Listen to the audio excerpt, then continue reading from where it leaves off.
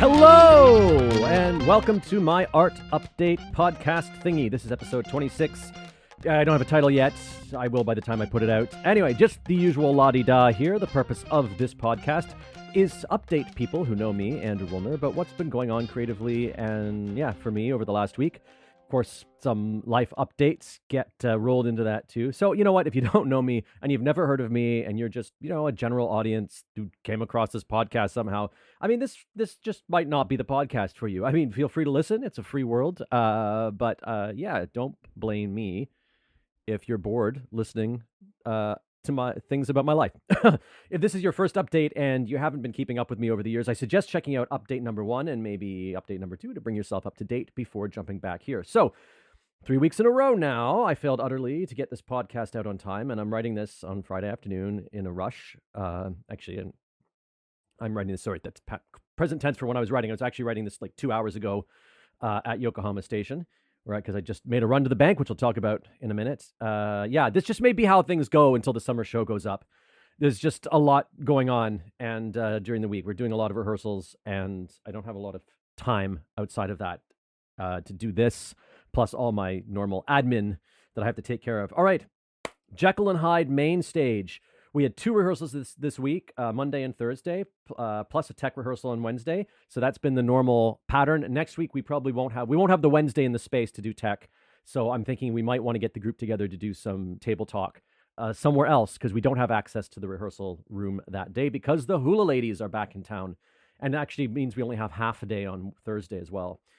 On Monday, we worked on story ideas, which I think was a little bit premature. Oh, I should add, the new interns, Kendall and Adriana, have started. Kendall's doing video stuff.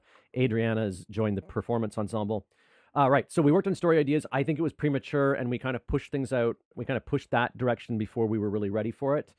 On Thursday, we kind of went the other way, and we did some performance art exercises that were really completely, in lots of ways, disconnected from what we were doing, maybe too much. So, Anyway, things I've learned. Okay, I came up with more story ideas since the last time I mentioned the story idea I had last week. And I came up with a flow chart for the first story idea I told you about last week. I've come up with a few more. I won't discuss them now. We're just going to put them through the grinder in the next week and see what people grab onto. Mike suggested that I maybe need to be a little more, not pushy. His word was autocratic, but maybe I need to sort of push us in a particular direction so that the group can sort of focus on that, because maybe we're too scattered. I don't know. I don't like to do that. So we'll see what happens. I don't like to do that when there's a group that can actually come up with their own material, which is what we've got. Right. Anyway, so I'm continuing to try to and get the group to come up with ideas that reflect the themes of hidden and systemic violence and how that's been viewed differently than other types of violence. And yet I want these ideas to be expressed simply with stage images and movement and so sort of less like concrete, but like trying to avoid sort of pantomime stuff. And it's been a bit of a challenge. We've got this recurring image of a woman in a boat, like sort of just because there's a boat prop that's from the JDS show, and we've kind of taken it over, and we love this boat prop. And this happened, I think, the first time we were in the big space with lights and stuff. We created this image. And I was like, oh, yeah, it's just the first week. It's got nothing to do with the show. But now I really feel like this image has to be integrated. We're all kind of in love with it. And I know part of this process is like, as they call it, killing your darlings or killing the baby. Horrible way to put it. But it means to get rid of ideas that you really like but maybe don't fit in the show. But maybe in this case, it's the opposite. Maybe this is an idea, and maybe we need to adapt the show to that idea, because it seems to be the one thing we kind of all agree on and all have all have developed an emotional connection to. Right. Anyway, Wednesday in the tech day, we did some more work creating projection and lighting images. Chris asked the ensemble to send images in so that we could try throwing them up on the thing. Nobody sent anything. So we actually, we ended up just doing 3 of sort of my ideas in terms of here are certain ways, here are certain things that could be in the show. That we had like vaporwave images and then we had sort of neo-Victorian, and then we had this sort of utopian, sort of agrarian rolling hillsides kind of thing. Anyway, okay. I've posted some photos of this in the show notes, I hope. I'm saying this now. I haven't actually done it yet. You'll have to jump through the website to read them. I will leave a link at the bottom of the show notes so you can jump directly to the website because apparently the podcast, a lot of the podcast players don't do that. And yeah, in general, I need to push everyone to do the required reading and install the required software. Nobody has finished V for Vendetta yet, which is a bit frustrating because, they do have time to read stuff. And a bunch of them still haven't installed the synchronization software, which is how we're going to share large files. And it's come up a couple times this week. And I've had to remind people that they need to install this. Okay. Anyway, that's enough of that. Nerd Night. We started the social media posts for the next show. I'll talk more about that maybe next time. Podcast, still have not had time. So there's this flamenco show going on this weekend. YTG is providing lighting for it this Sunday. I'm also now providing video recording because the new intern Kendall needs to practice on our camera. So I thought, well, I'll bring him down and we'll help them out by videotaping this performance. I was going to avoid it at first because I didn't want to get involved with like having to move footage around or blah blah blah. But because of the lights we're using, and I know they cause flickering on normal cameras that don't have the ability to shift shutter angle. So I just wanted to make sure they have some good footage since I do have someone free to operate the camera. Anyway, but this whole thing involves going to JDS late Saturday night to pull lights and cable, and then going back stupidly early on Sunday morning to like get these things that we've put by the door, load them onto a car, and drive over to the venue for a 2:00 show. Okay, life updates. Mike wasn't feeling well this week, so I went back to my usual curriculum for the university classes. So that was too bad. I was really looking forward to seeing what Mike was going to do with them in the second week. I have a bank world record to report, at least to Japan. I did. So the YTG part of the Netflix job finally came through. Yay! The money came in. So I had to I had a withdrawal today before the bank takes out its banking fees on Monday. So and I lost the banking card in March, and it was in with some other cards, had my name on it. There was other stuff in there that had my name on it. I was really expecting these cards, which included my YTG Passmo, my train pass, and yeah, I think maybe those were the only two things in there. But they both had my name on. If it had gone to a station, the station would have called me and I would have been able to pick it up because they would have had my phone number on record. So I just expected these to get returned. They didn't. Anyway, so I lost that. So I had to go in to do this big withdrawal, and I needed to get the cash card reissued. And here's the miracle. It only took me 1 hour. Now, mind you, this isn't a branch where the staff outnumbered customers by at least 5-1. I had no waiting to be served, but I had waiting sort of like every step of the way. So it was an hour to do these really basic things. But for my bank, and my impression is for Japanese banks in particular, that's really fast. Last time I went in to do anything at this bank, it took me like 2.5 hours, and then they couldn't do the final step because they'd actually drawn it out past closing time. So I just want to say world record for my bank. What else? Last week, I may have mentioned this in last week's podcast. I don't remember. It was my 19th Japan anniversary. I may have said 20th if I mentioned this last week. It's not my 20th Japan anniversary because the first year is a 0. It's my 0th Japan anniversary. So, but it is 20 years, does represent 20 years in Japan. And I was too busy to do anything. So next year, I definitely want to have a party or something since I realized that is going to be the actual 20th Japan anniversary. What else? Okay, my daily driver laptop, an early 2015 MacBook, is slowly becoming too slow. This is just a problem with the way software works these days. Like in the past, you could have an old computer and still sort of use it the way you always used it because computers didn't sort of slow down because you were always running the same software on them most of the time. Like if you're running your word processor, you're running the original one you bought, the same version, because they're not doing online updates because the computers were never online.